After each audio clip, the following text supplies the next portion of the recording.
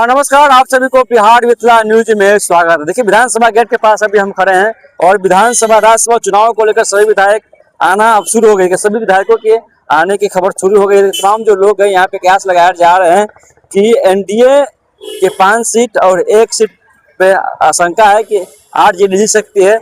जब वो ओवैसी और बसपा जब उनको समर्थन करेगी तो 1 सीट राज्यसभा का महागठबंधन जीत सकती है। तो तस्वीर देख लीजिए, पूरा जो विधायक है उनका आवागमन शुरू हो चुका है और तमाम जो लोग हैं कयास लगाए जा रहे हैं कि आज ये जो वोटिंग चल रही है, तमाम जो विधायक है वो जा रहे हैं। और यहाँ पे अभी तमाम जो लोग हैं, लगातार पटना में विधायक दल की बैठक भी चली है और एनडीए की बैठक भी चली है, महागठबंधन की भी बैठक चली है।